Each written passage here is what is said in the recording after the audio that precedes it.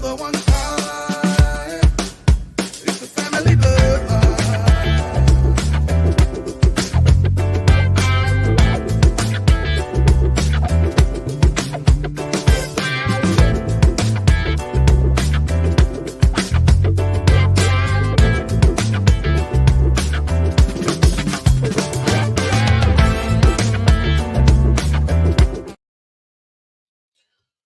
Hey, what's good, good people? Welcome in, family. Welcome in, family. Welcome in, family. It is good to be back on. Good to be here. And good to be seen. I had to almost forgot I had my speakers up. I was hearing a double in the background. Didn't like it.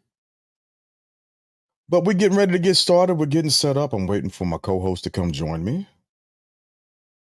He should be here shortly, and I think he might be bringing a guest tonight, which could be super cool to have somebody else on and listening while we're doing our thing. And also, just as a reminder, all voices are welcome. My man, you're done. What's going on, bruh? What is going on? Hey, I'll be I don't know if y'all gonna be at home this weekend, but I'll be in St. Louis. I'll be in St. Louis, so as soon as I show up, I'll give you a call. I will give you a call. I got a family reunion going on, so you know what that entails. Ha ha ha. But yeah, so I'll be at home. Oh, y'all gonna be in Cincy? Golly, I was in Cincy last weekend. Man, man, I hate we missed each other. Yeah, it's gonna be a blast, bro. It's gonna be an absolute blast. But you know, I'm only 3 hours and some change away from the house, so I'll still be there. I will still be there, and I'll let y'all know when I'm heading that way. So yeah, I think my body's trying to get sick, and I refuse. Yes, you do. Yeah, yeah. Okay. Yeah, I gotta go hit up Buffalo Trace because there's a bottle that I want to grab, and as soon as I get it, I'm heading your way. I am heading your way. I'll send you some pictures. We had a bourbon tasting, me and some of my other battles out here, and man, I had some bourbons that were absolutely phenomenal. Golly, crazy.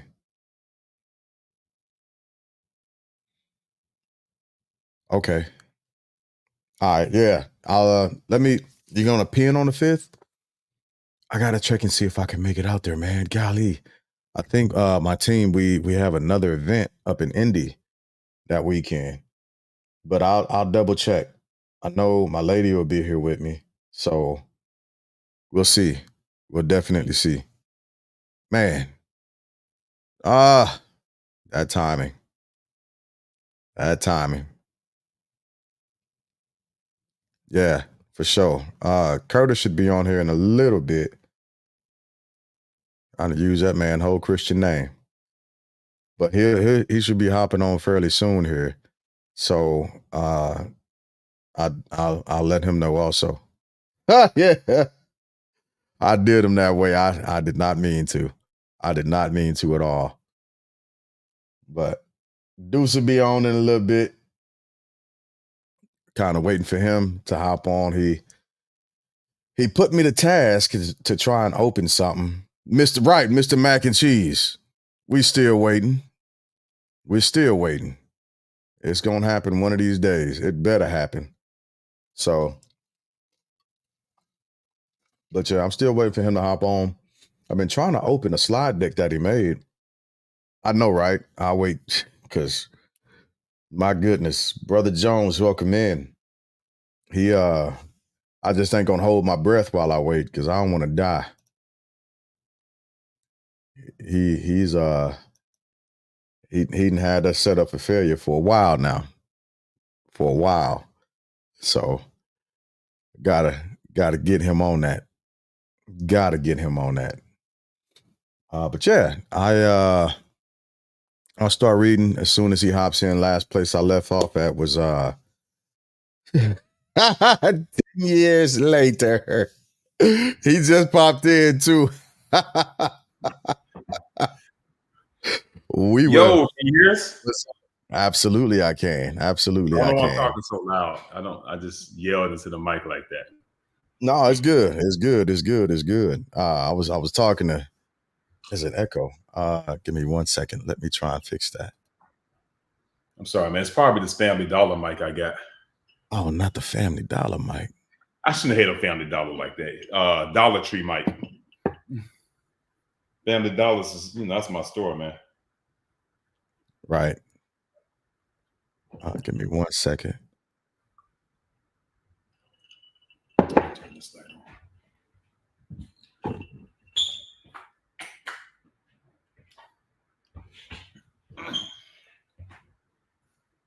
That's better.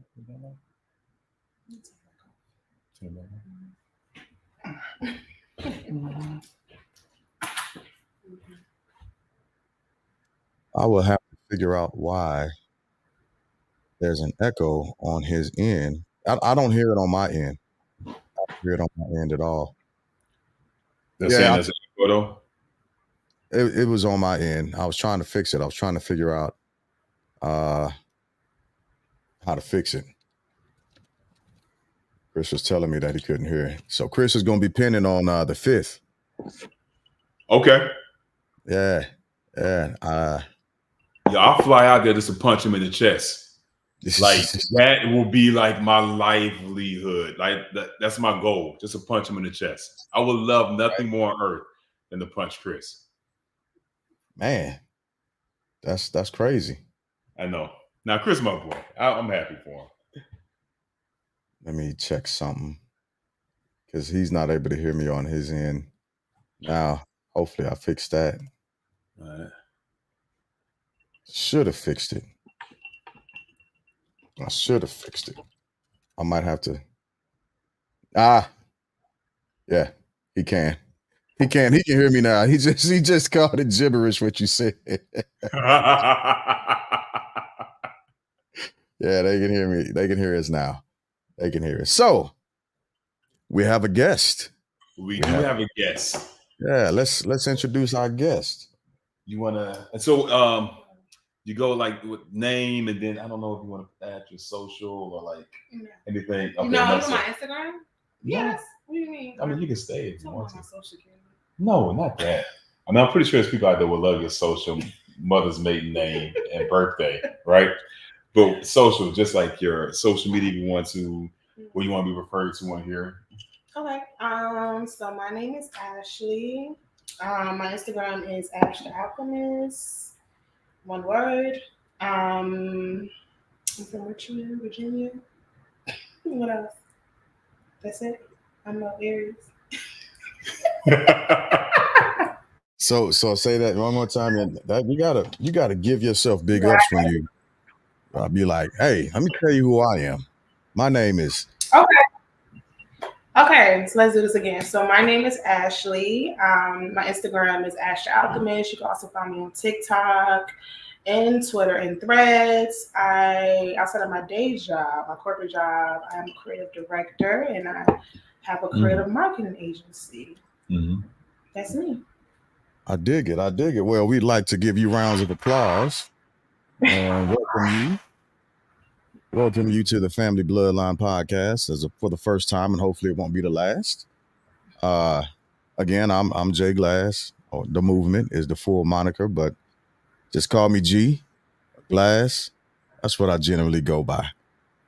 So I have a question for you before we hop into it. Well, I got two questions. The first question is, how has y'all's day been? Y'all been busy or? Well, I'm moving from the bachelor pad to a 2-bedroom when I had my son move up here. So it's been busy, man. I've been organizing stuff. You know how when you pack, you spend hours doing it. Do you actually sit down to take note of your work? And it's like you haven't done a freaking thing. Mhm. That, yeah, that's where I'm at now. My day was crazy too. Mm. Just regular work nonsense. And then my Hey, power went out. We had like a storm in my neighborhood, so my power went out for like 2 hours. It's still out, so that's my day. okay. All right. Hey, Juan. What's going on? That's Cuzzo. And so I had a follow-up question. Oh, the follow-up question is for you, Miss Ash. Are you familiar with Project 2025? And if so, what are you what are your thoughts on it, and how much of it are you familiar with? So I'm familiar on a surface level. I will say I haven't done like heavy research. However, I think the things that I do know about the project mostly comes from social media, which I think can be problematic. So I think for me, it's more so kind of like reading more about it and what's really happening or what's going to happen if it comes to fruition on my own accord, and not going off of like social media posts or like just folks saying whatever, but you're not really sure if that's the facts. Right. So I know there's a heavy, at least like on my social media platform, a lot of the conversation has been people are not for it. And so from what I've heard, I would agree from the post, but again, I will have to do deeper research to see like what I agree with, what I don't agree with. So far, reading a little bit today, there are some things that I can say. I'm like, okay, that's not a terrible idea. And some things I'm like, okay, absolutely not. So Okay. All right. Have you read and you might have said this, I was reading the comments, so I apologize. Have you read it at all, or just hearsay? bits and pieces, yeah, bits and pieces. Okay. All right. Mira, hermano Manny. ¿Qué pasó? ¿Qué pasó? Yeah, on a little bit early. For these, we come on a little early to get it knocked out, and in case we go over. And plus, I know it's the end of the day for a lot of people, and some of this reading is a bit dry, to say the least. So I wasn't able to get the slide deck. It still doesn't work. No, I'll have to figure out how to actually go and pull it into a PowerPoint. You know what? Let me see. I'm gonna see if I can add it from my end. So I put it in Drive. I saved it as a PowerPoint. When I was saving it, I told her I'm saving it as PP with the end of it. And I hope you ain't laugh at the name. Put PP for PowerPoint. I got it. Yeah. I'm picking up on what you're laying down, bro. I got you. I got you. The show. Huh. And so I'll say a couple of things that I've been talking to people about while you're trying to figure that out, as it pertains to VP Harris. There's been a lot of talking points that I've heard, and one of the major talking points is, she's been there for 3+ years and she hasn't done anything yet. Yada yada yada. What makes you think that she's going to do something in the future? So I don't know which way y'all are leaning, voting. You don't even have to actually expose that if you don't want to. But if you do feel so inclined to say who you might be voting for, who you might be leaning towards, can you tell us why, or tell us who, and then just tell us why?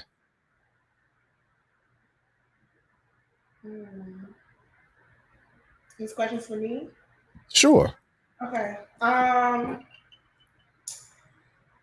So for me, I know for sure, hands down, I'm voting for Kamala as far as the president in the presidential election, and it's based on not so much like I'm just so like rallying around her, and I feel like I 100% support all the things that she has done in her current administration as vice president, especially around ceasefire, and so there's a bit of things I'm conflicted when it comes to her. At the same time, though, I absolutely do believe that Trump is not a president that I would want to see running this country again.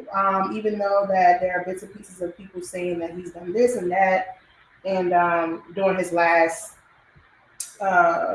administration, when he was president. But at the same time, I think that Trump is just not a viable candidate, in my personal opinion, just based on his past, based on his criminal history, based on a lot of things that are very public and people are aware of. And so for me, it's really just honestly solely based on the fact that I just do not want to see Trump in the Oval Office again. Not so much because I'm such a huge Kamala Harris supporter. Okay. So is it a fear-based vote? I mean, I guess you can say, to be honest, yeah. I'm not gonna sit here. I mean, I think the country is so many things that's going on that needs to be fixed, and I don't think one person or one president can necessarily fix all the things. At the same time, I don't feel that Donald Trump is for the country or the future I want to see, especially for my kids, my future kids, my kids now. I don't think that he is a viable candidate. Yeah. Okay. All right. Deuce, where you at with it so far? I mean, let's not forget my boy went to Puerto Rico, man, when they had that hurricane come through. You remember he was throwing toilet paper at the folks, right? Yeah. Zing, zing, like- zing. Let's not Get forget this. my porn star and first lady when she went down to the southern border. She had a jacket on. I can't remember what it said on the back, but like It was pretty. it was derogatory Yeah, it was for inappropriate. right. But those are like personal gripes, right? Every president has something. Mhm. I mean, Sure. Biden's out here grabbing cheeks Yeah, Right. yeah, and blaming it on old manism. yeah. Sure. So, but I think the big thing, man, Trump's his policies, man. Mhm. Like what we're reading now, that re-election is going to be scary because let's not forget his first time. This dude wasn't ready. He thought he was going to lose. Right. I went to sleep thinking I was going to wake up and Hillary, the robot, was going to win. Right? She didn't. Right. She didn't. And Trump, he wasn't ready. Mhm. Now the man is prepared. So Mhm. once again, we said it before. Economically, Trump did some things, but some of the promises he said, because me and G, we talked about the last time he's supposed to bring a factory to Ohio. Mhm. That ain't paying out. Mhm. That ain't paying out. So No. I think if a unprepared Trump was volatile, Mhm. Yeah, they're destructive. it's like the final boss. Yeah, yeah, yeah. It's the final boss. So Okay. yeah, I think to your point though, it would be a fear-based one because we don't know a lot about Kamala. Mm. I mean, when we were in Cali, she was out Yeah. there. She's the silver cuffs in a lot of us. I mean, not me and him, but our brothers, our sisters out there. Yeah. And Okay, no, sorry. no, don't give me one quick second, Ash. So my cousin asked, "Who is this chocolate queen? Her skin is beautiful." She just, Oh, I didn't even see that one. Thank you. Yeah. That's so sweet. yeah, absolutely.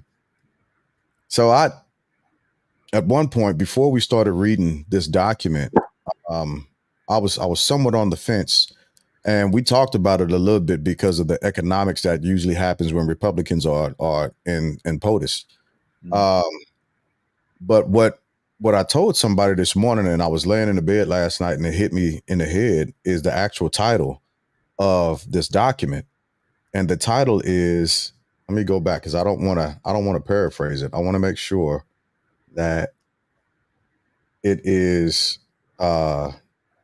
it's read properly. It's Mandate for Leadership, 2025 Mandate for Leadership, the conservative promise. Yeah. A conservative promise, not President Trump's promise. No. So regardless of who they would have occupying that seat, this is the agenda that they would be trying to push forward. At least this branch of what I would consider fringe extreme conservatives. Yeah. And so with that being said, I wouldn't be able to cast my vote towards anyone in the conservative party because it's dangerous. It's dangerous for America, unfortunately. So that's why I have pushed towards VP Harris for my vote. You know, and plus I know what former President Trump's game plan is going to be going into any debate or going into any rally or anything of that nature. He does the same thing every time, which is he's not talking about actual policy. It's more ad hominems more than anything. Zoe, what's going on?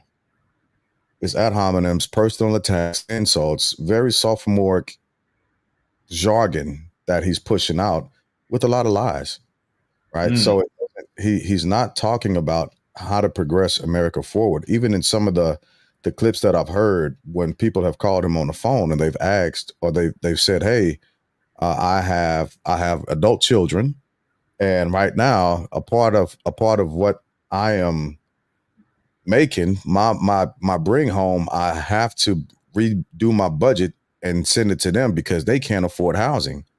And he said, "So what are you going to do in order to try and help fix that situation?" And his answer essentially was odd, and I thought about it, but he was just like, "Well, you know, the Keystone Pipeline, blah blah blah, oil. We're going to drill, baby, drill." I was like, "That what is that?" That doesn't fix housing. It does not. That's not the answer to fixing the housing issue. So with that being known and with that being said, I took that as it was, and I was like, this guy doesn't have a plan at all. And leadership that has no plans is chaos because they're supposed to be on. I got a question. Do you think that Trump's losing his edge too? So I've seen some interviews. If you think back to the first election for Trump, right? Dude was sharp. He was with it. He destroyed professional Republican candidates. Professionals. He destroyed them all. Witty, sharp. I hear some of his comments. I've heard excerpts. I haven't heard all the Elon Musk interview. I think it was like 2 hours long. And Elon is a terrible interviewer, bro. Agreed. Brilliant, terrible interview. So I've heard some like excerpts, and Elon will rarely ask a question. And Trump doesn't answer the question, to your point. Whereas, because I looked at some interviews from before, either he answered or he intelligently parlayed to another point. There was a smooth transition. He's parlaying to another point without the smooth transition part. So it makes me wonder if age and that, let's be real, that diet is catching up. It might be. I think what's happened more so is that we've begun to pick up on the game and the tactic. And so it's become a commonplace thing, and so there's no more shock and awe and entertainment behind it. So we can anticipate what he's going to do, how he's going to say, and which way he's going to pivot. Yeah, because if you understand behaviors and if you understand how people conduct themselves, you know when they're going to pivot. You know when they're going to try and kind of muddy up the conversation. And watching him over the past 8 years at this point, we get what he's doing. So I don't think it's that he's losing his edge so much. I think he naturally he is because he's getting older. However, I think it's just that we've gotten used to the gimmick. The con is like you can't continue to trick me with this three card shuffle that you're playing, because I know that there's actually a fourth card that you got tucked somewhere, and I'm just waiting for it to come out. I'm not going to pick anything. So that's just my take on it at this point. So how do you want to do this? You want me to present the slide first and then do the reading behind it, or I can't remember. I've been getting ready to go to St. Louis. Can you see the slides? Yeah, I got them. I can see them. Okay, they are cool. They are. All right.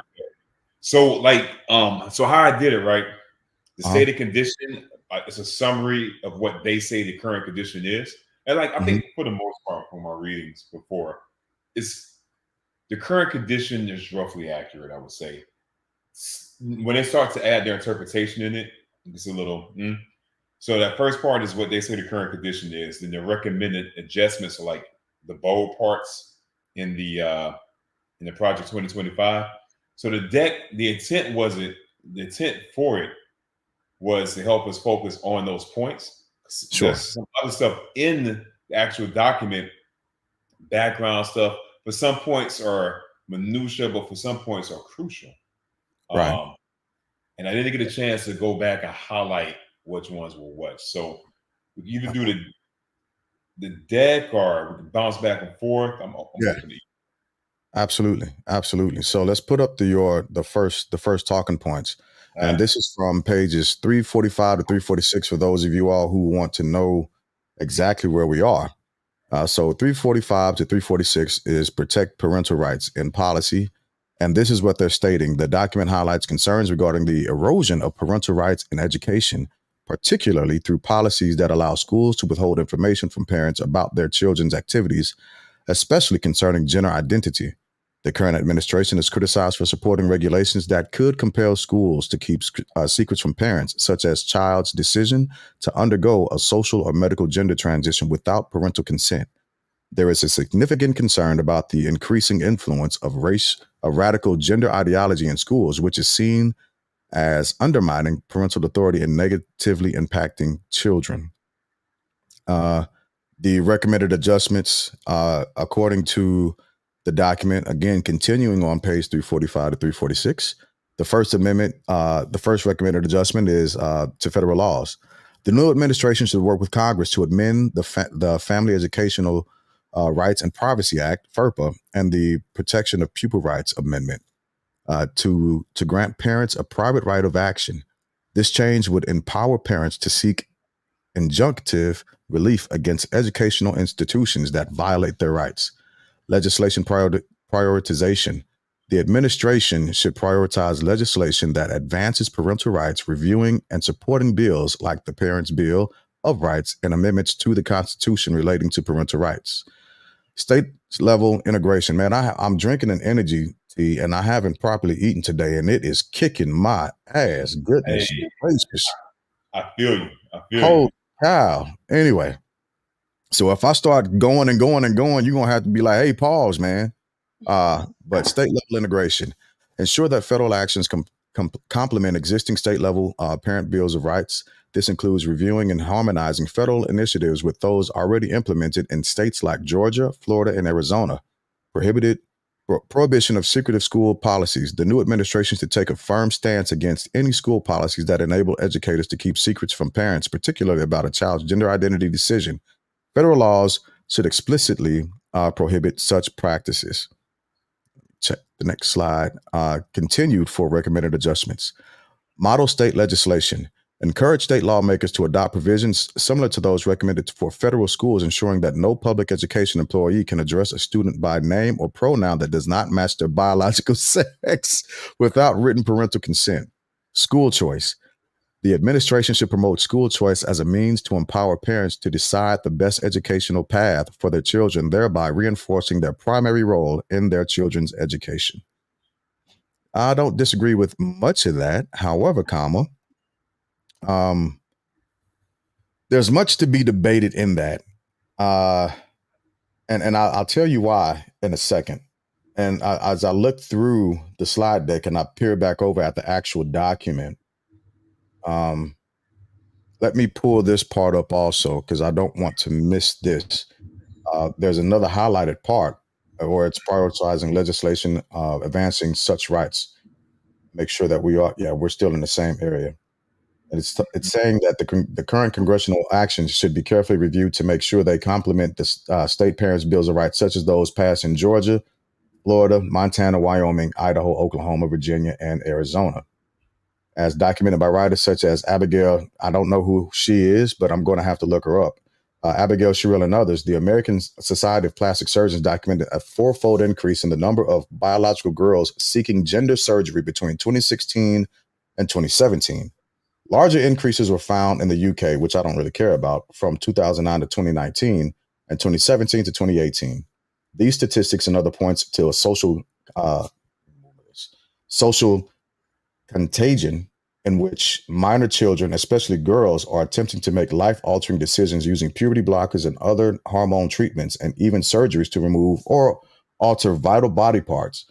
Heritage Foundation research finds that providing easier access to such treatments and surgeries without parental involvement does not reduce the suicidality, I don't even know if that's a word, of these young people and may even increase suicide rates. All right, That's, go ahead. that's shocking to me because from like that small window where we had transgenders come into the military, and for what I see out just walking around the world, right?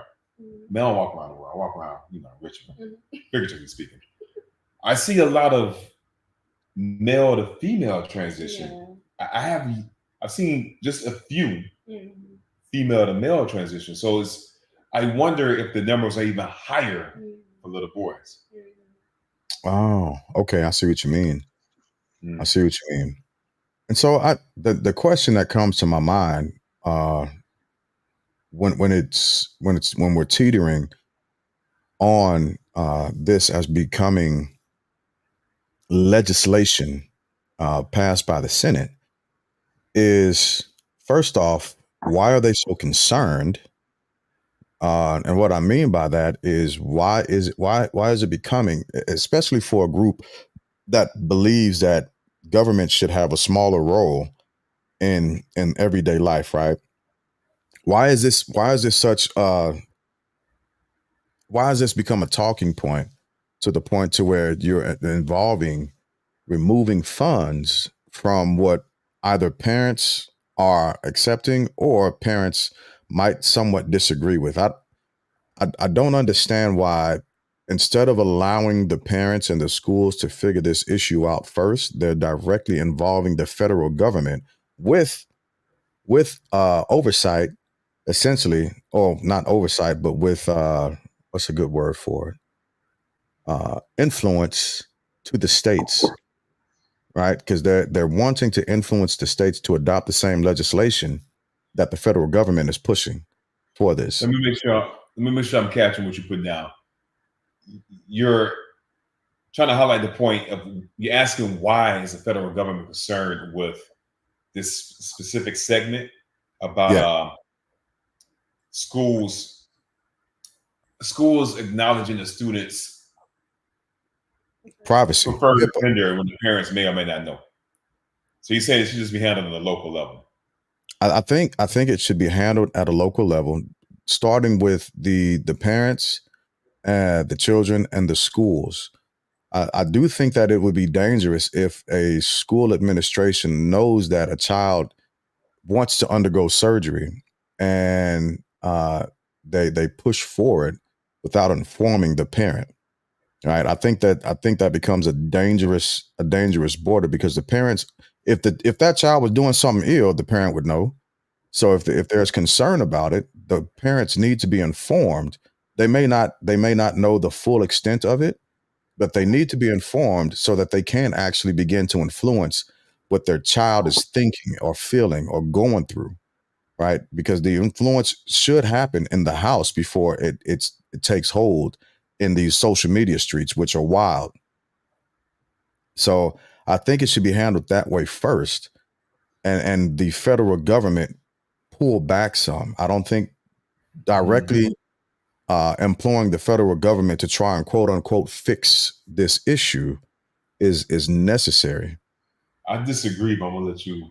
So I'm gonna get the power forward for this. I feel like personally it's two sides for me. So on one end, I think the concern comes from, because you're saying, or folks are saying that, it should start at home, and like that's when that conversation or that kind of issue should be handled. But I think that there is statistics and data to show that a lot of children who are going through that, I guess, particular kind of gender affirming, trying to, I guess, feeling like they don't match their gender or they don't match the biological sex that was proclaimed at their birth. And so there's a lot of, I guess, disconnect and a lot of actually harm and violence that has happened in families because children have decided to, not agree with the biological sex that was given, or that was discovered when they was born.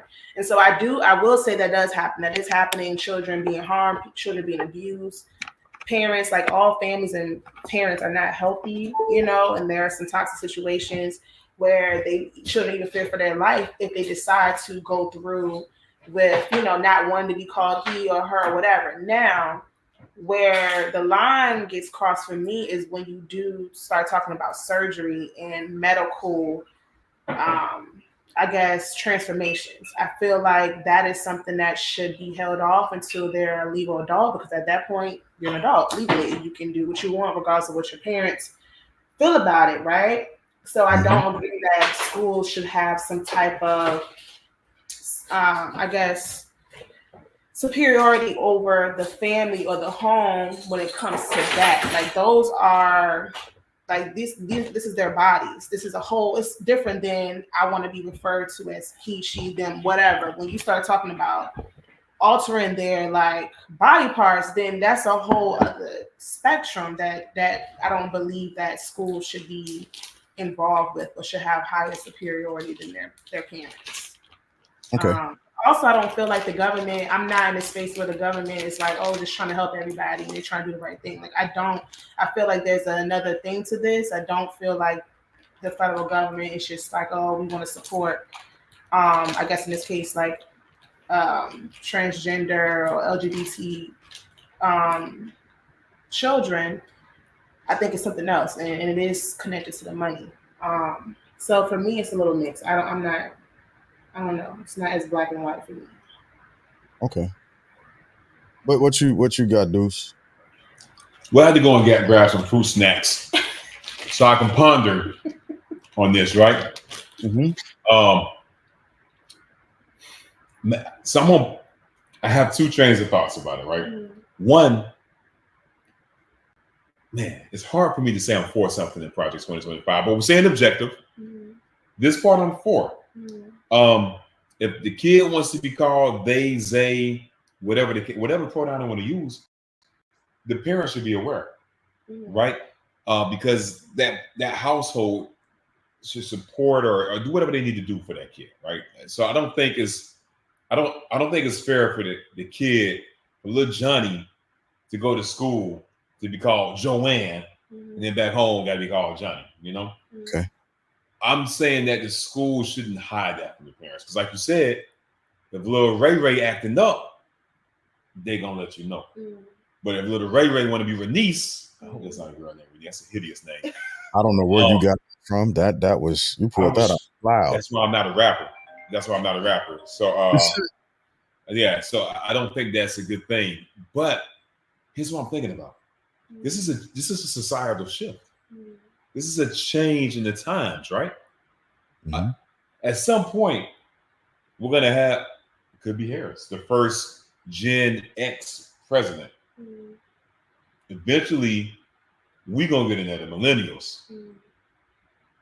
So if we say no to this, is it just postponing the inevitable? I don't think it's postponing the inevitable. Sure, societies do change over time. Yeah. However, and with those changes, we see different norms. Yeah. I think the danger in the transgender movement is the extreme part of it, which is the part that's epistolized essentially, and the part where it becomes, no, this is normal and you're going to have to accept it. Well, I don't accept it the way you're trying to define these things. I don't accept that. And although, yep, we're going to be the generation of yesteryear very soon. If we don't set standards or maintain standards, then we devolve into chaos over time. Right. So it's perfectly fine if a person feels a way about themselves or they want to be identified as something. But what's not okay is saying if a person goes through a transformation, that we now consider that person a biological, whatever they transitioned into. That's the issue that I have. It's again, if a person considers themselves something, by all means, define yourself. I'm not here to try to stop that. But what I'm going to push back on rather is saying, well, I transitioned from this to that, and now you have to identify me as the biological this. Well, that goes against science. Yeah, I'm with you on that. Stick with the science, and I'm also with this fact we can't put all this on teachers. Right. Oh, absolutely not. Keep it boy, girl, male, female, right? And if the kid has an issue, route that to the people that are trained to handle that, the therapists, not your school teacher. Yeah, and right now there's a segment of therapists that are actually they're troubling, to say the least, because they're promoting this idea and pushing this idea on people who would normally say, well, that's not really how I feel or where I want to go. Yeah. But the seeds get planted through therapy, and as well as in a session of trust, that especially with younger minds, that they begin to concede to what the therapist is telling them, because they're supposed to be the experts on this. So if that expert is telling me, well, maybe I'm experiencing this because, yeah, I might be that, I think that's dangerous. And there is, unfortunately, a segment of therapists who are doing that to younger people. And so that's why I also say that it should be handled in the house. There is information that the schools should pass over to the parents. Yeah.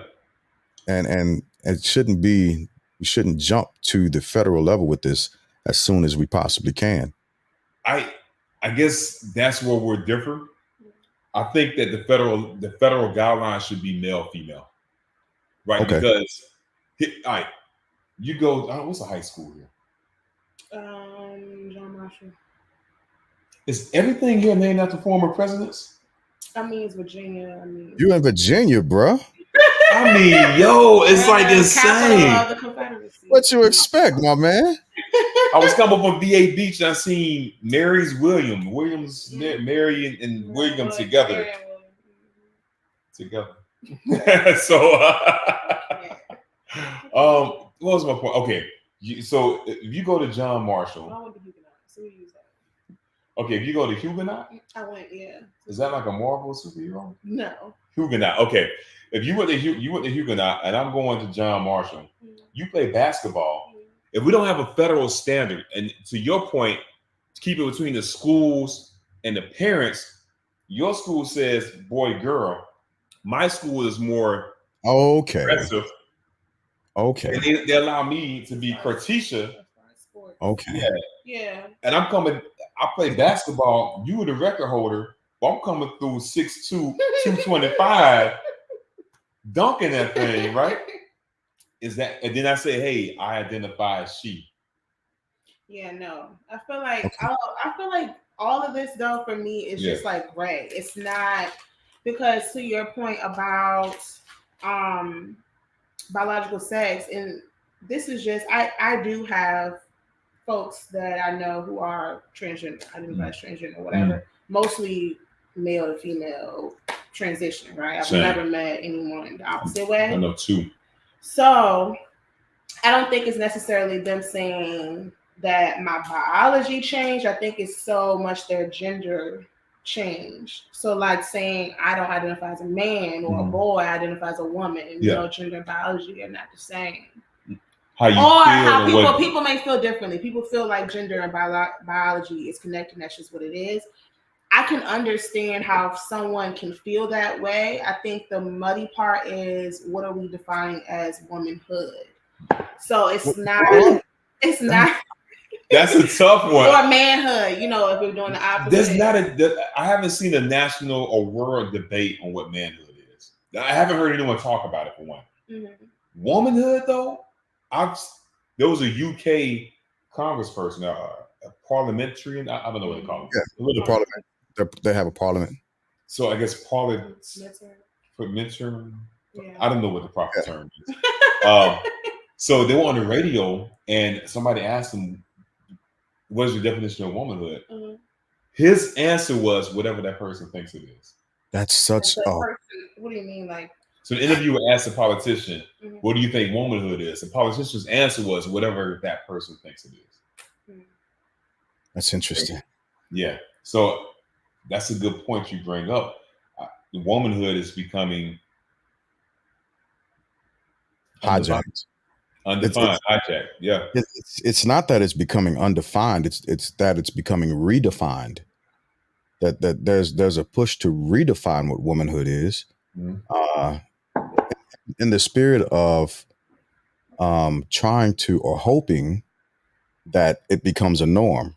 That's why, in order to change it, it has to be ambiguous first. You've got to move the marker. You got to move the marker, make it obscure, horribly ambiguous, horribly vague, and then reshape it. And that's not fair. It's not fair to biological women, in my opinion. It's not. So it's again, it's a lot of the stuff we could go on, and we might do a whole segment about it one day. Just have women on. It's a juicy topic, man. But yeah, we are getting a bit off 2025. Yeah, let me write that down. What is womanhood? We can do that one day. Yeah, that's a interesting topic. I might do some research on that myself. I wonder if it's changed in the dictionary.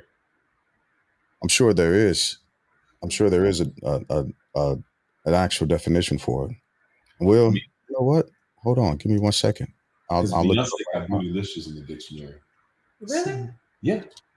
For real? Yeah. Why is that in the dictionary? She made a song about it.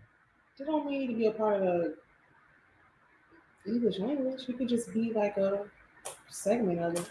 Listen, talking about 2025 is one thing, Project 2025, but talking against the Beehive. I'm not talking gets you against the canceled. Beehive, but we can talk about that too because I have some controversial things. Even though I love Beyonce's music. And so, doing a quick definition of womanhood, it simply says the state or condition of being a woman. State or condition. But what is that? I would have loved to know the definition from 2010. And I'll State or condition? Yeah, the state or condition. So I'll write that down. So you have to look up what is a woman, because if it's the condition of a woman, okay, what is a woman? Let's see. I'm gonna write that down. I'll write that down. We got to have a panel of women to discuss that. We'll have to, because that's What you mean? It's America, man. Men can talk about women. I'm not finna do it. But if you want to, I'll sit by and listen. Because we're Americans, man. Are you saying that we as American men can't dictate to women? Because this is America. We own your body. We own your body. Right. America. This is America. Look, all I'm saying is there are limitations to my opinions. There's limitations to my opinions, and I know where they don't belong. So I'll leave that at that. All right. So 346 to 347 advanced school choice policies. And the stated current condition covers the DC Opportunity Scholarship Program, which is a voucher program that provides scholarships to children from low-income families in Washington, D.C. to attend private schools of their choice. The program is currently capped at $20 million annually and only available to students whose family income is at or below 185% of the federal poverty line. The scholarship amounts range from $9,401 for students in kindergarten through 8th grade and $14,102 for high school students, with the average scholarship being around $10,000. This is significantly less than the per student funding amount in DC public schools, which was $22,856 in 2020. And in a second, I'll go back and talk about read what they're saying directly in here, because I'm looking at it exactly as I'm going through it. So the recommended adjustments expand eligibility. Congress should broaden eligibility criteria to include all students, regardless of income or background, and increase the scholarship amounts to more closely match the funding levels of DC public schools. Promote parental choice. all families should be allowed to use their educational funding to choose the education providers that best suit their needs, whether public or private schools. Deregulate the program. Wow. Congress should remove the requirement for private schools participating in the program to administer the DC Public Schools assessment and allow these schools to control their administration's processes autonomously. Ah, Hold on. Okay. Before you, is that to continue? We'll go back one. yeah. Okay. So point 2, the last stanza says, choose education providers that best suit their needs, whether public or private. But then the next one says, a private want to remove you from this pool so you can control who comes through your doors. Yeah. Okay. So there is no choice in it. Yeah. There's no real choice. And so to go back to the actual document, to read it just a little more in depth, fairly fast, I'll go down a little bit. No, I'll read this paragraph real quick. No, I won't, because it's actually just reading what you said, what you put in the slide. Provide education choice for populations under the jurisdiction of Congress. The federal government oversees 3 school systems that Washington should transform into examples of quality learning environments for every child in those systems. Students attending schools in Washington, D.C., students in active duty military families, including students attending. What just happened? Oh, there you are. Students, including students attending schools operated by the U.S. Department of Defense, and students attending schools on tribal lands, which include schools under the Bureau of Indian Education. In each of these systems, federal lawmakers should allow every student the option of using an education savings account so that parents can select different education products and services to meet their child's needs. That is unfair already. Nearly 50,000 students attend public schools in the District of Columbia in the 2021 through 2022 school year. In 2022, fourth grade math students scored 11 points lower than fourth graders in 2019, which means district children lost an entire year of learning over the course of the pandemic. Eighth graders also lost an entire year of learning in math. Federal lawmakers should offer district students the opportunity to use education savings accounts. No, we didn't read this one yet. A portion of a children's federal education spending should be deposited in a private spending account that parents can use to pay for personal tutors. That's on the next slide. Okay.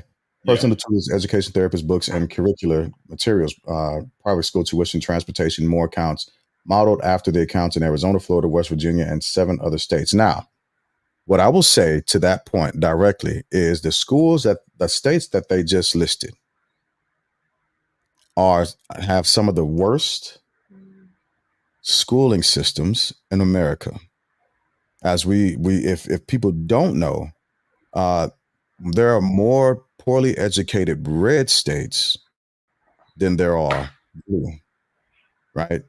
And so I think what this aims to do is it continues to pull away from the resource and education, and it ties it to education. So if you're poor or middle class, you're only going to receive a certain amount of education at a specific quality. However, if you are above, if you're upper middle class to the rich, you're going to receive a specific type of education as well.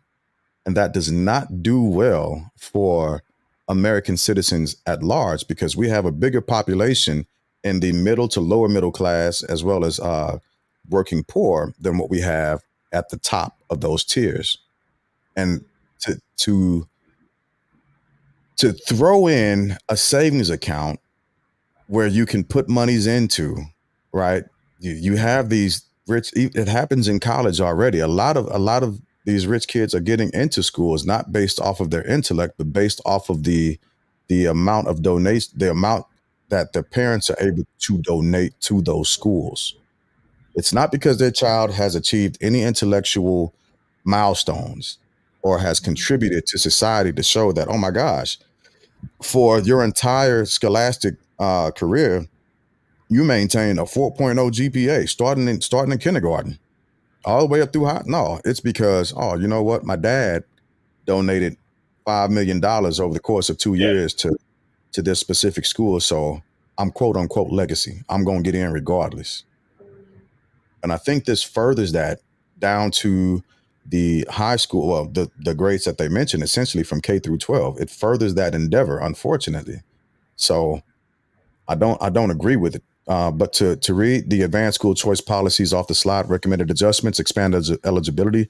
Congress should broaden eligibility criteria to. Oh wait, I read that. My bad. Again, I'm on this energy drink, and it's got me. It's the next slide.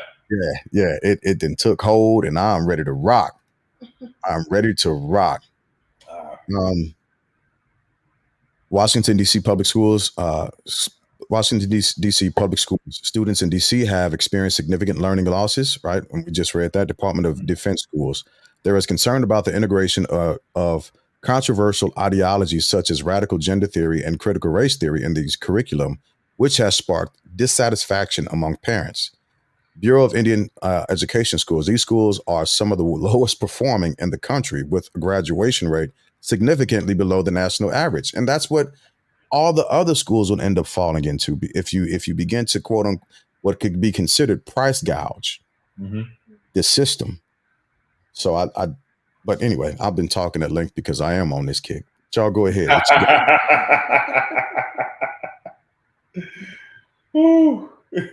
got? I feel like personally, as far as the mental eligibility, I think that if they are saying, because if they're saying these scholarships or this funding has been mostly for low income families below 185%, I don't necessarily wholly disagree, because, for instance, a lot of, let's say, government funding for social services and government support for families, whether it's WIC, whether it's SNAP, whether it's whatever, right?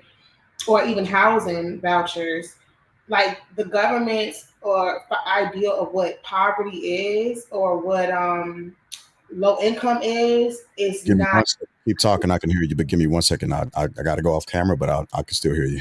I know that. It's not completely accurate. Like there's no middle class anymore. Like what we consider working class is like, it's not how they're defining it. So I feel like I'm not too against kind of shifting the eligibility. Now, maybe not so all, but so raising the bar. So for instance, like I don't know what exactly the income would be for that poverty line. Like I don't know exactly the numbers, but for instance, like families, I don't know how much would you say a family would need to take care of one child? I remember I read this study that said in order to take care of a child from like 0 to 18, it ranges between $250,000 to $300,000. And that's just like basic stuff. Basic stuff. Okay. We're not talking about sports, extracurriculars, anything like that. And people are still struggling to do that. Yeah. But if they're saying they're only supporting families who are like making $50K? Yeah. Like that is not like, yes, those folks need support, but there's a large amount of families who are making maybe a decent living, but are honestly still living below like the poverty line, but it's not defined as that by the government. And so they're not having access to this funding. That's all I'm saying. Like, I'm not saying allow the rich to get in on this. Yeah. I'm saying kind of adjust or rethink how we look at poverty in this country and really be clear on who's really struggling to, raise their families, especially with everything costing $1,000. Everything is sky high. Everything is sky high, and also salaries are not matching housing costs. Salaries are not matching what you need to live a basic life, not even luxurious, not even going on vacations, just so you can pay your bills, put food on your table. I just think that we need to rethink the living wage. Yeah, there's to your point. This is, I guess, from Dave Ramsey's site. Take this with a grain of salt. The average American household spends about $6,081 on monthly expenses. Right? That times 12 is almost $70K a year. So with $70K in the household now,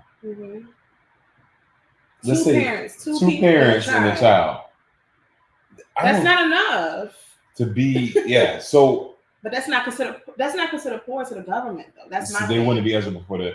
So you know what? I agree with you. You know, I think they could ease it up a little bit. They got to put more money into that program. Yeah. Because there's gonna be more participants in there. I do think you need to ease it up more. I think there's several things we need to do to Hall. But this one specific point, yeah, make the applicant pool larger. But you gotta, I don't know, it's tough. You gotta be smart with it. So get another thing here. I just want to make sure I'm understanding what you're saying. You're talking about redefining what poor is. So that probably came out wrong. So what I mean is, if the government is saying, okay, we're considering low income this, but we all know people who make, I guess just go with the $70K a year with 2 folks in the family with a child, that's still not, you're still not able to cover all the basics in the society or the economy that we're in now. Like, that's honestly low income if we're talking about being able to actually have a lifestyle where you're paying your bills, you're putting food on the table, you can get the stuff you need for your children, you have healthcare, etc. Like, it's still not enough. So it's kind of like, where do those folks like get support if they're not considered poor enough or low income enough? Because you have to understand, like I said, the salaries for like a lot of these jobs, unless you have making 6 figures per parent, which a lot of people, the average person, average family, they'll be lucky to have both parents to make 6 figures, right? That's just not the norm for everybody. So it's kind of like, we need to redefine, like, what are we considering low income? I wouldn't say poor necessarily, but I would definitely say in the standards of the government and what they're defining as low income, like that threshold, like, needs to adjust a bit, because like folks may not be like almost homeless and, you know, but they're still struggling to make ends meet, and they have a bank job that would have made them, that would have covered their whole lifestyle like 20 years ago, and they would have lived a great life with another person in the house and with a child or 2. Now, one person making $70K on their own with no children is still like it's a push. Yeah. So yeah, that's just my take on that. Okay, I'm picking up what you're putting down now. I got you. So with the adjustment, should it be lower than the 70K mile marker? She's saying it should be. Why is it frozen? You have some camera issues. She's saying it should be higher. Okay, I got you. Okay. Similar to California, to where if you're making, I think it's like 125 and under, you can qualify for food stamps. Yeah, because you're in California. Like, let's be for real. Like, 125 in Virginia may sound like, oh, you're making big bucks, but in Cali, that ain't nothing. Right. Yeah. Okay, I'm picking up what you're putting down. So let me read what they're saying for the minutia aspect of it. Because we're reading Project 2025, and we're going through the educational piece of it and how they're lifting and shifting the goalposts and essentially making it harder for the average American citizen to get a quality education for the children. Right, and that's my summary on what we're reading right now. And so Heritage Foundation research, which I don't trust at this point, found that if even I can't trust these guys. They doing some slippery stuff. Found that if even 10% of the students eligible for accounts under such a proposal transferred from an assigned school to an educational savings account, the change for the sending district would be 0.1% of that school district's K through 12 budget. I'm trying to figure out how they came up with that, but okay. Even in heavily impacted districts with a large number of students receiving impact aid, the budgetary effect would be less than 2%. Yet, these children would then have the chance to receive a customized education that meets their unique needs, as with the state's ESA programs. Families who are homeschooling are distinct in statute from families who use an ESA to customize an education at home. Furthermore, research from the Claremont Institution used documents provided by a whistleblower demonstrating how educators at Department of Defense schools around the world are using radical gender theory and critical, reread that, critical race theory in their lessons, which is not true. That's an unfounded statement. That's an Yeah. unfounded statement. Definitively, that's unfounded. There's nothing to prove that that's what's happening at all. There might be individuals who have their personal opinions and interject things every now and again, but as a standard of education for K through 12, that is not a thing. But this instructional material discards biology in favor of political indoctrination and applies critical race theory's core tenets, advocating for more racial discrimination. Such ideas are highly unpopular among parents, according to nationally representative surveys, but they don't quantify that, which is odd since they make that statement. And the course material attempts to indoctrinate students with radical ideas about race and the ambiguous concept of gender. Finally, schools on tribal lands and under the auspices of the Bureau of Indian. Go ahead. Yeah, I just want to say something about that one point about parents not liking critical race theory. It makes me think back to when I was a kid, right? My mom is an angel, but you should. Can we cuss on here? Are we allowed to cuss? We grown as a motherfucker, bro. My mom used to get my ass as a kid, right? And what I used to hate as a kid was when my dad would come home, and then my mom would give him a summary of what I did. Mom, that was between me and you. I disobeyed you. He wasn't here. He was at work. Why are you telling him? Because they're a unit. They're a unit. I didn't like that though, because I knew if I already got whipped, he wasn't going to whip me. But now I knew that he knew, right? Or vice versa. If I disobeyed my dad, why you telling mom? I don't like that. I say that to say, when we're talking about parents who don't like critical race theory, let's be clear about this, right? I'm not one of those people that say all white people. A portion don't like it because they say it makes them look bad. Yeah. I would say history is bad. The history of America is bad. Bro, I'm not saying you were responsible. You weren't even alive like I wasn't alive. But we got to understand where we came from. And for whatever reason, a portion of them feel attacked. Like I used to feel attacked when my mom dry snitched on me, you know? And she ain't never heard of RICO charges. So I got kicked out of my U.S. government history class in high school. That doesn't shock me.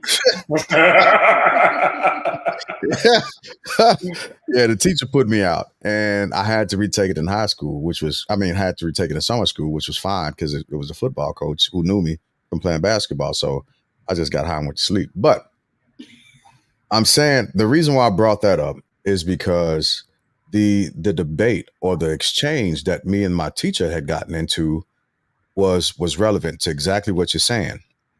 So he began to talk about slavery, right? And very disparaging remarks. I can't remember what he said verbatim, but I raised my hand and I told him, I said, hey, that's not true about America and slavery. That's not how that happened, essentially. And he was like, well, what do you know? You know, I'm the teacher last time I checked. I was like, yeah, but you're not teaching the right thing. And so what he didn't know is that my mom had been in education. My mom was an educator. She was a school teacher. And so she used to force us essentially to read an hour for 30 minutes of TV. And we learned. He has this big vocabulary. He likes to flex on people all the time. I do not. Yeah, you use it as a weapon. No.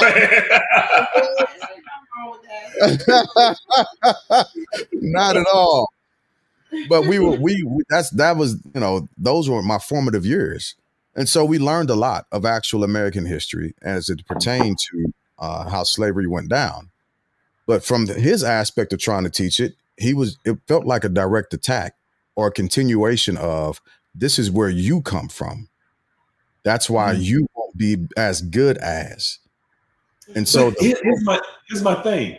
I didn't mean to cut you off, bro. But you ahead. Think about it from the other person's point of view. You're telling me that my entire history is just slavery. Yeah. Yeah. Absolutely. That's what was being taught. And to make matters worse, I went to when I was in high school, I went through a system called the desegregation program in St. Louis.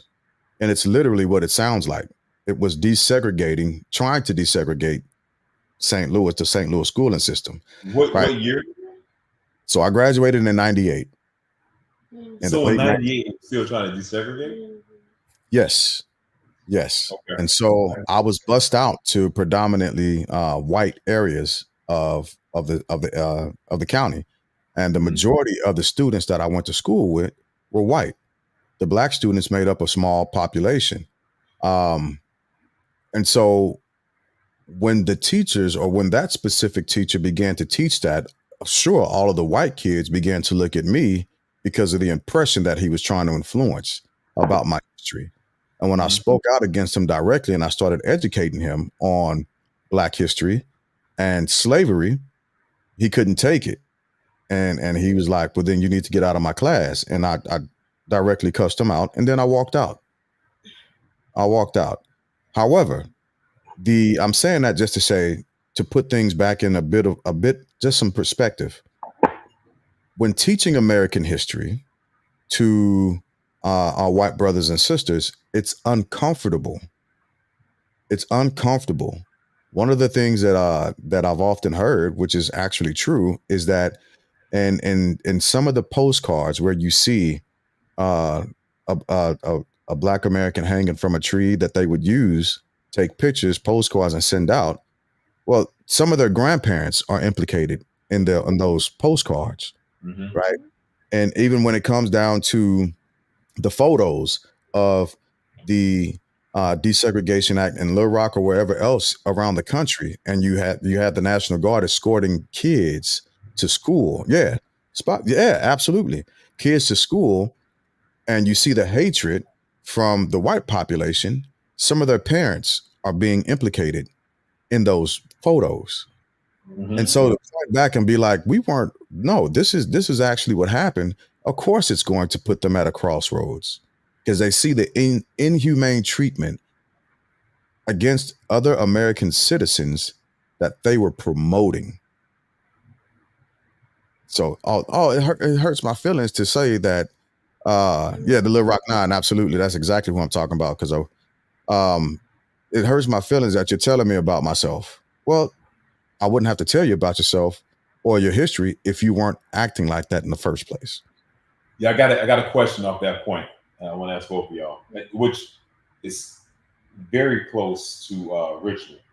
So in Richmond, they have the street called Monument Avenue, right?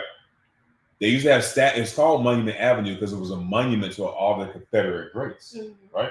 Because Richmond was the first capital of the Confederacy. One of, but they were like one of the main. I don't know why I'm because Montgomery was one too. I don't. Why am I? Battle which is the racist, more racist. I know. That's wow. That's a competitive nation, B. No, Alabama's more. But that was Central High, Little Rock. Huh? So my cousin was saying it was at Central High in Little Rock. He in Little Rock. When we were kids, we actually went and visited that site during a family reunion. Oh, dang. Well, okay, so probably at that point too. So Monument Avenue used to have monuments of Confederate heroes. We're talking about Stonewall Jackson's, Robert E. Lee. No one talking about right now.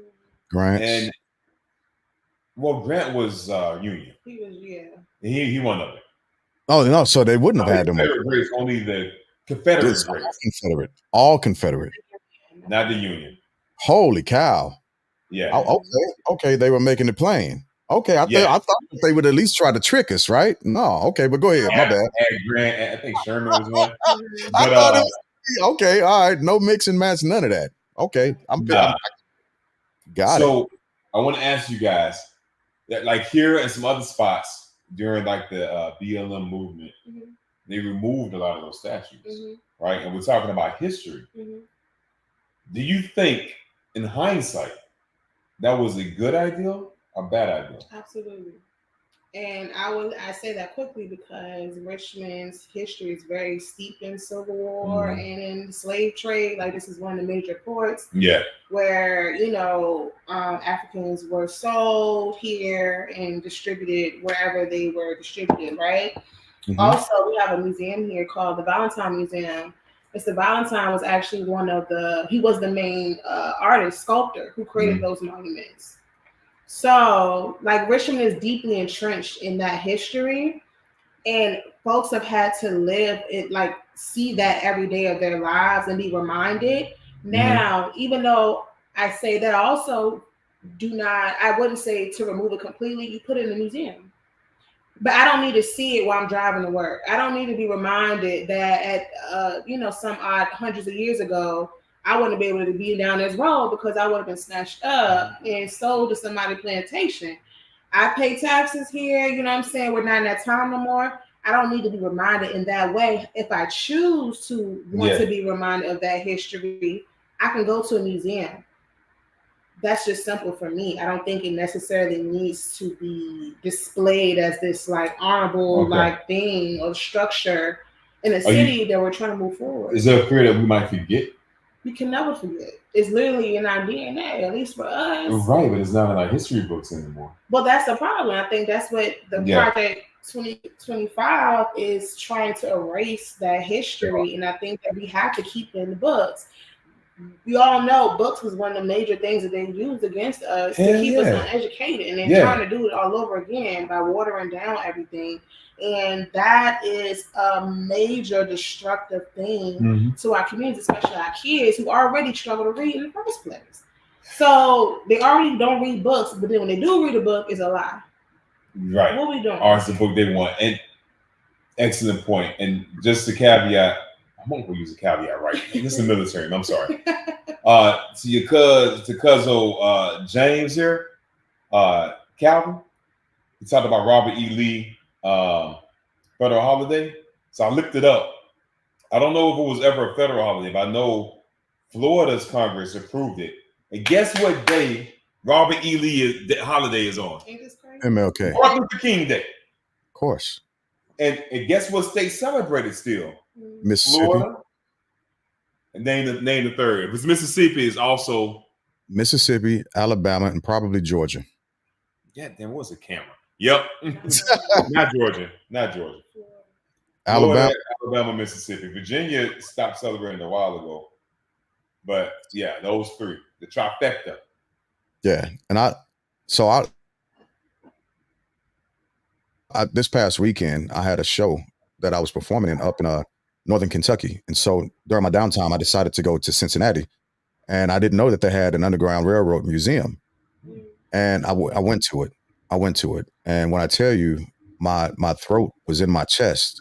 It was hard to fight back tears reading all that information and seeing the conditions displayed.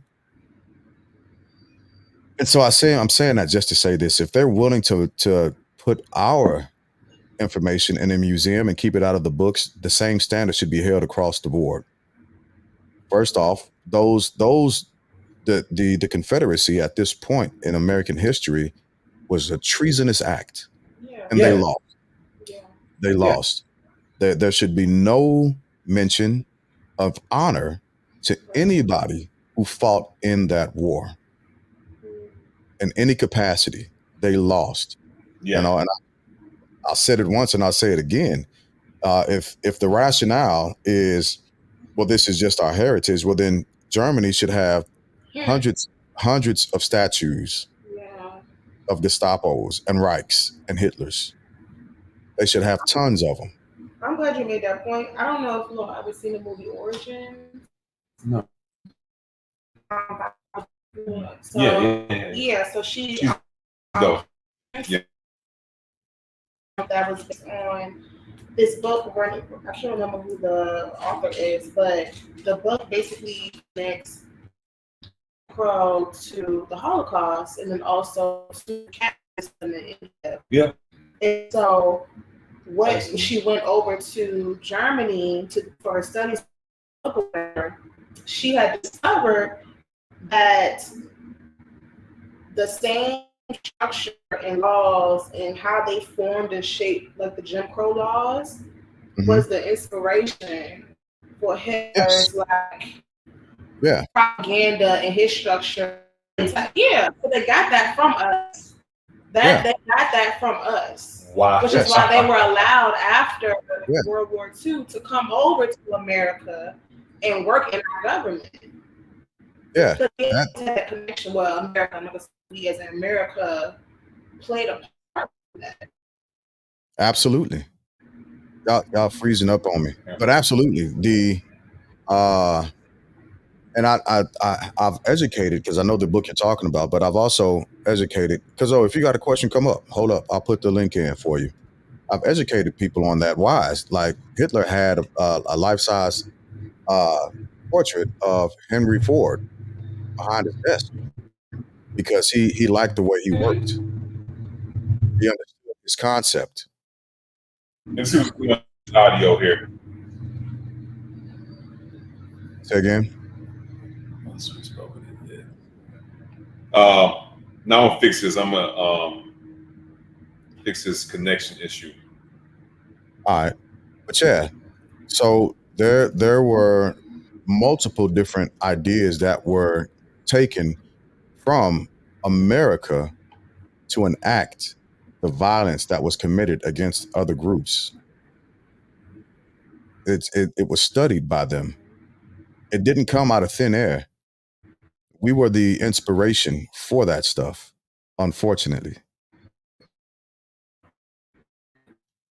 Man, y'all going in and out. Y'all having a storm?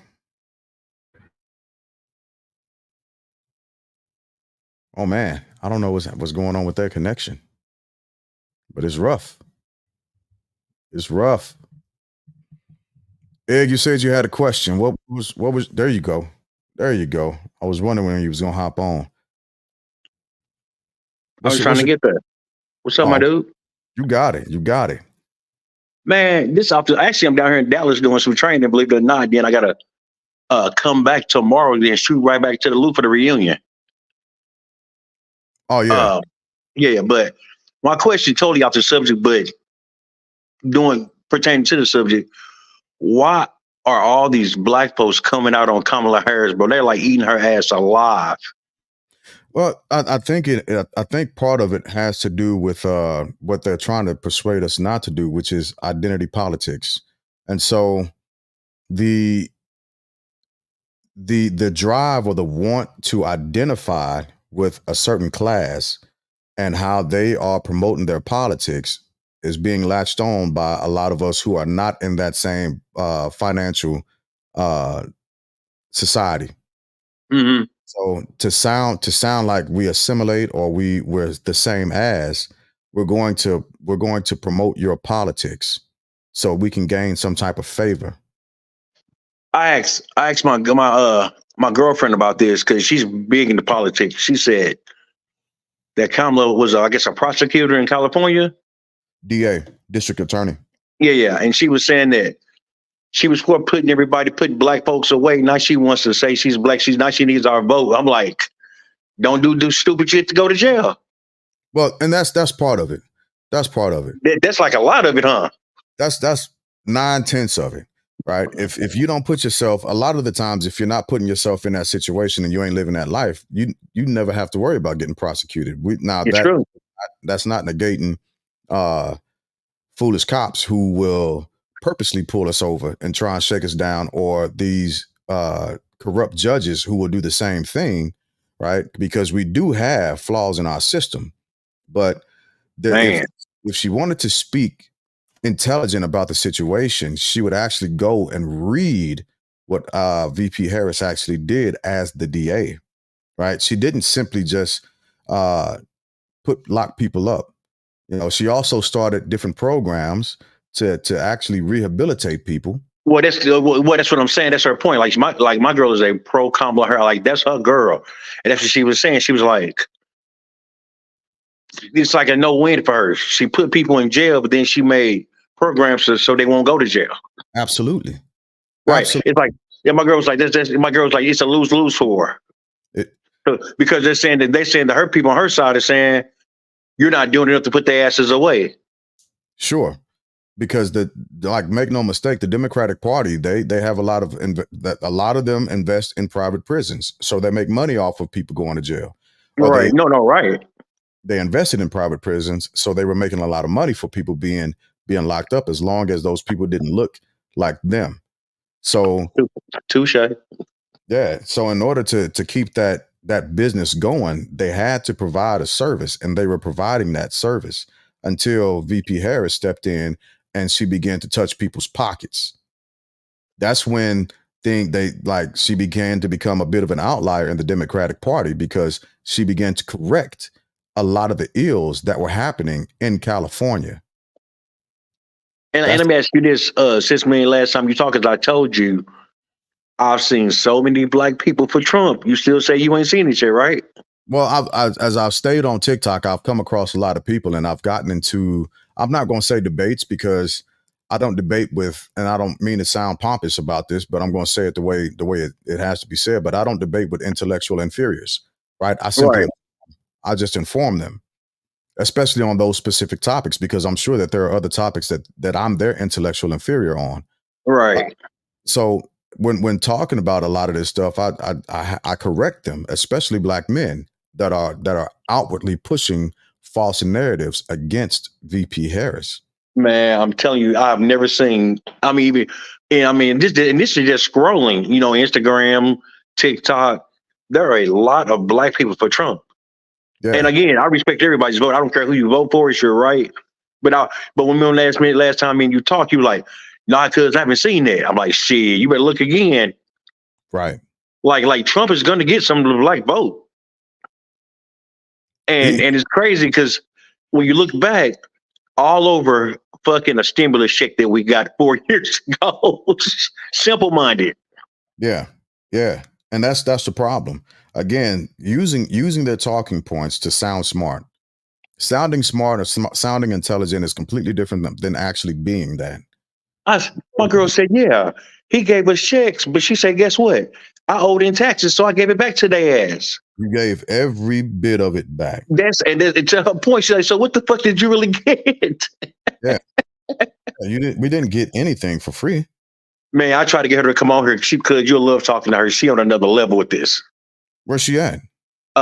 She might be at home, or one of her daughters got class or something, but you'll see. I'm gonna get her on here. You'll see. By all means. You will definitely see. You're gonna be like, she's like up there with you on this politics shit. Like, she own it. And we have to be. We have to be. In too many tricks. That's why I keep telling people I'm an independent. I'm not a Democrat. I'm not a Republican. That's right. And at the end of the day, I'm more of a constitutionalist than what I am an independent. So when you go, the reason why I look at history so much and I read history a lot is because it exposes the games that they're still trying to play in our political system, especially when it comes to framing our political system in the spirit of capitalism. That's what's happening. And capitalism has to have a loser. It has to have a loser. Capitalism won't work unless there's someone being exploited financially in order for someone else to gain. And that's another thing she said, all this shit boil back down to money. It does. In order to get anything changed in America, you have to begin to change the pockets of people. Mm-hmm. That's how we actually get change. All right. When I spoke at a Black Lives Matter rally some years ago, right, there was a lot of outcry, there was a lot of frustration, there was a lot of intentional or what they thought was intentional unrest and angst. However, the thing that people were missing directly was going after these unions and suing their insurance companies and going after them, because that's where their pockets would be affected. Going after their pockets. If people would take more time, because cops get sued all the time. Like I think in New York, it reached several $100 million as far as what the state had to pay out, because cops had, no, it wasn't several hundred. It was tens of millions, more than $10 million right? In the course of a few, like not even a full year, that the state Mhm. had to be out after adjudicating different cases because of wrongful cop interactions. Yes. Speaking of, did you see that cop got off from killing that woman in Texas? I did not see that. You know, the one who went to her apartment when she had the pot in her hand? Oh, yeah. Did you see that? Man, Yeah. I couldn't believe it. Her daddy actually lives down here, down where I work at. Yeah, but that's another area where we have to be smarter and better in. When appointing these judges, we have to take a direct approach. That was the federal judge. Yeah, and that's what I mean. But we've got to do better by who's getting appointed as a federal judge and even as a local judge, because those are the ones. These are the guys, and these are the men and women who are going to prosecute these. Put a sentence to these cases or not. And when we have the wrong leadership in place, who would rather play the political lines, they're going to place their party leader or someone who aligns with their party in that seat. That's what happens. So we've got to be better at the local level of understanding what's at stake for people that are getting placed into positions, and we don't. Unfortunately, we miss because 5 people out of 10 don't care. right, or they don't know. They're just unfortunately ignorant. But and then people only start caring until it starts affecting them. Right. Because an emergency on my end does not constitute one on yours, and that's the false narrative of a lot of American citizens. You know, as long as you off my property, you're gonna be fine. I'm gonna watch somebody rob your house across the street, and I ain't gonna do nothing because I'm fine in mine, not knowing that there's a group of robbers. Some are going across the street to your neighbor's house, and then some are coming through your back door. Yeah, So, and again, we only care when it affects us. exactly. Now there's outcry. If you take CRT in consideration, everything was fine in education until CRT at the collegiate level, people got wind of it. And now, oh my gosh, don't teach CRT because it's making my children feel a specific way. And I don't want my kids to feel bad. I don't care if it's happening to the students of color. Right? They'll be okay. They'll get over it. But you're making my child feel bad about American history. And I can't have that because now I've got some explaining to do, and there's accountability in the household that has to be. Boy.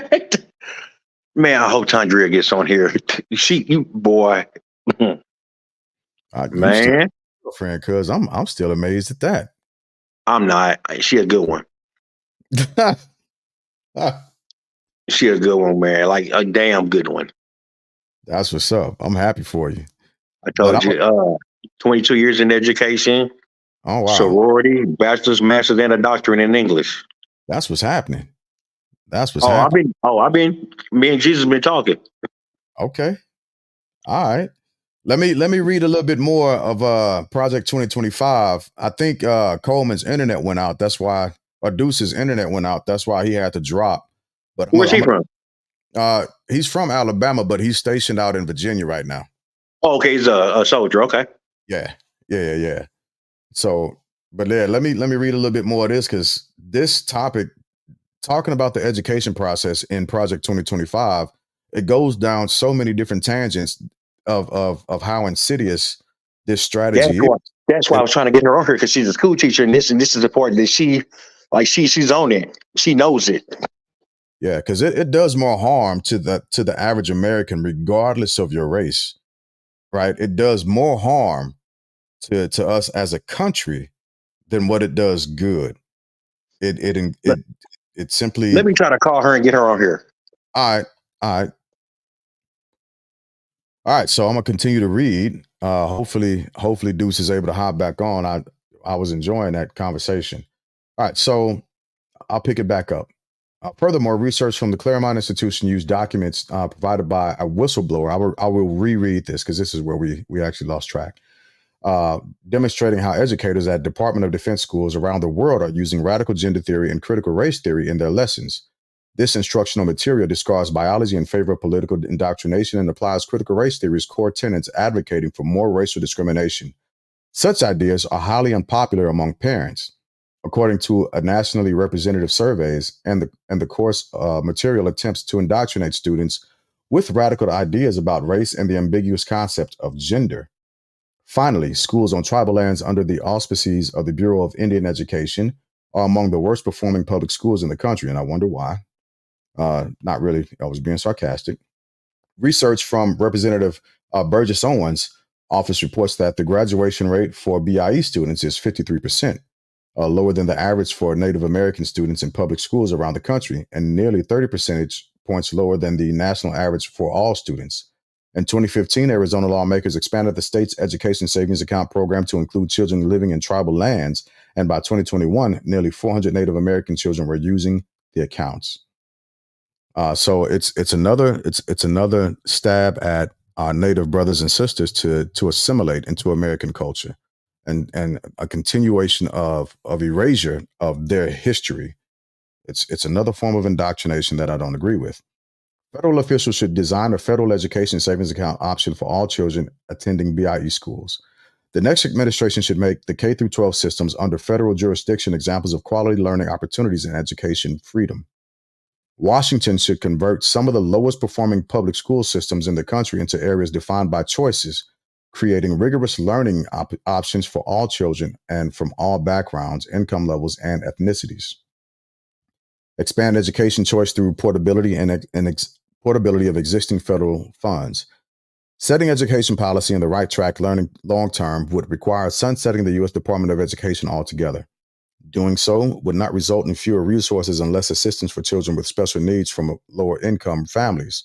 Rather, closing the federal behemoth would better target existing taxpayer resources already set aside for the students by shifting oversight responsibilities to federal and state agencies that have more expertise in helping these populations.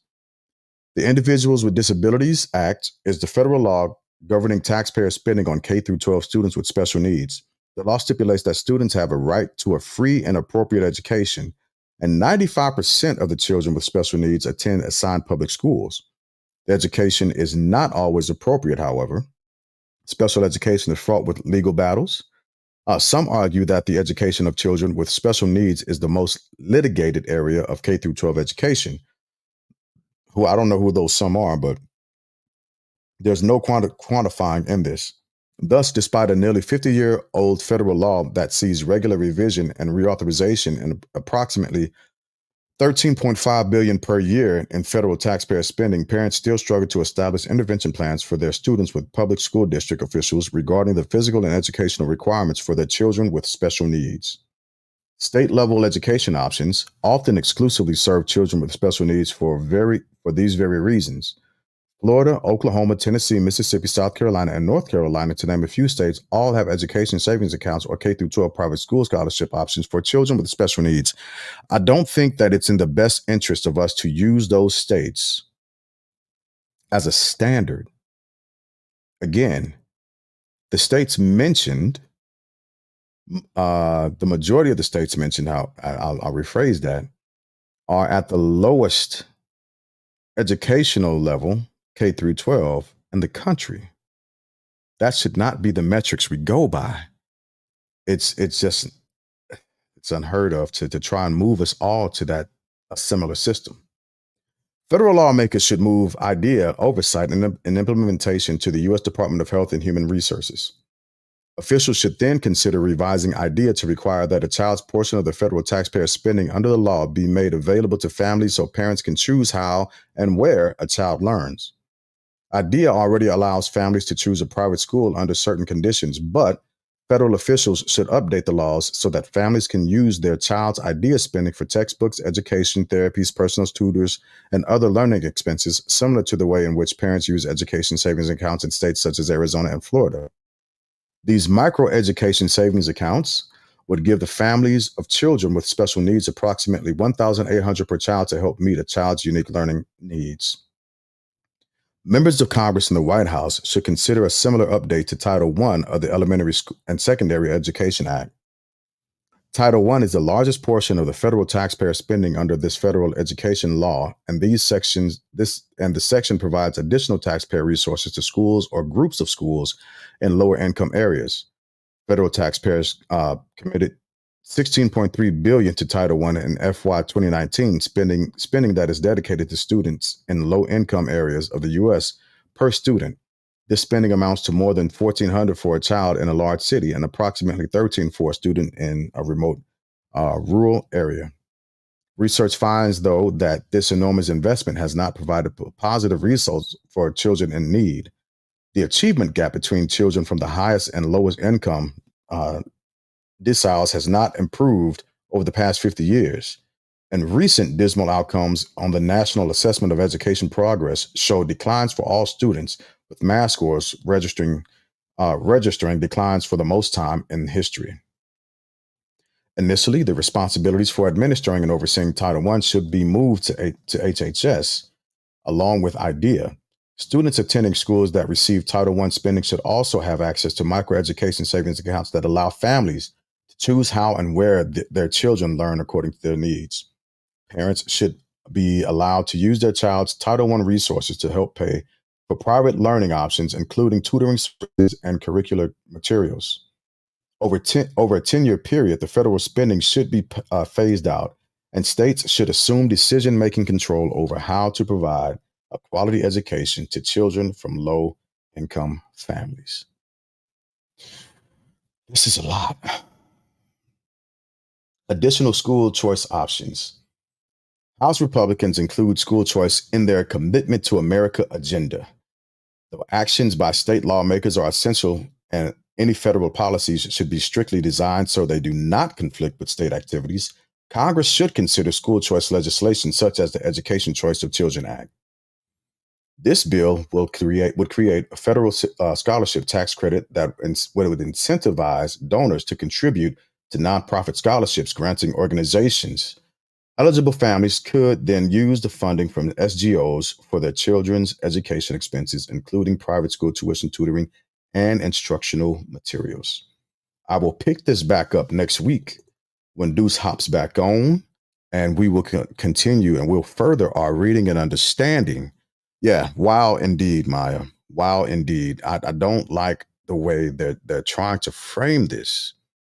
I really don't like the way they're trying to frame this. It doesn't feel good. It doesn't. I just don't like it. It's not appropriate for our country where we are. I do agree that our educational system does need a bit of an overhaul as far as the resources are concerned, the funding and how it's actually being spent. But I do not agree with the way they're pushing this out. So with that being said, I won't have final thoughts tonight because, well, this party going to continue throughout the weekend. We're about to have a family reunion, and we're going to be live on Friday. And it's yet to be seen if we'll be live throughout, but we'll be live for a short portion of our family reunion Friday. And then I plan on enjoying my family during the family reunion. I'm going to wait. I might hop back on in a little bit. I'll talk to our favorite cousin, Egg One, to see if his lady wants to hop on. If so, I'll jump back on so we can continue to discuss what we got going on. Hey, what's going on, Joe? Good to see you, man. We got to get together. I owe you an interview that I definitely want to talk to you, about your experience in Japan. I appreciate you hopping on and listening, my man. I don't know how much you were able to actually catch, but on Wednesdays, I'm reading from Project 2025 directly and giving my input on what's going on. If you would like to hop on and give your thoughts, you're always welcome.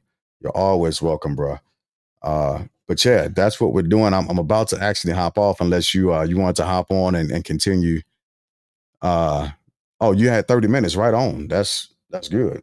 I appreciate that. So I definitely appreciate the support. And I'd like to hear what you think about this, especially as a man that's in Japan right now and watching America from the outside. If it's in a state of erosion, or if we're moving or transitioning into a state of building. We kind of spoke about where we were as far as former President Trump and VP Harris. And I'd like to see if your thoughts have changed. I'll tell you what, we can hop on and talk to us about that real quick if you want, if you got time. I know you might be, what time is it? So it's 10:14 a.m. on Thursday morning. Okay, bet next week. Perfect.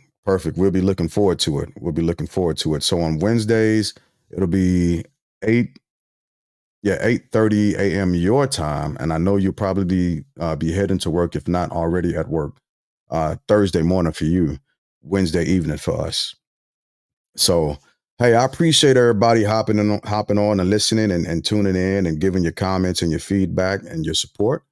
And if there's anything else that y'all want to talk about, make sure you hit us up at the web, at the email below.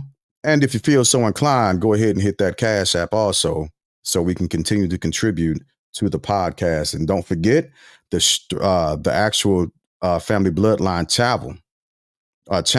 The actual Family Bloodline channel is right here, where we play music from new artists. We highlight some of our cohorts in this business, in the podcast and music industries. And we play a large part of our podcast in English, as well as some of my partners who are doing their podcast in Spanish. So we got all flavors from all across the world, all walks, just to let everybody know that this isn't just an us thing, it's an us thing, as an inclusive, progressive movement. As always, it's Jay Glass, the Movement family. Thank y'all for hanging out with me. God bless and good night.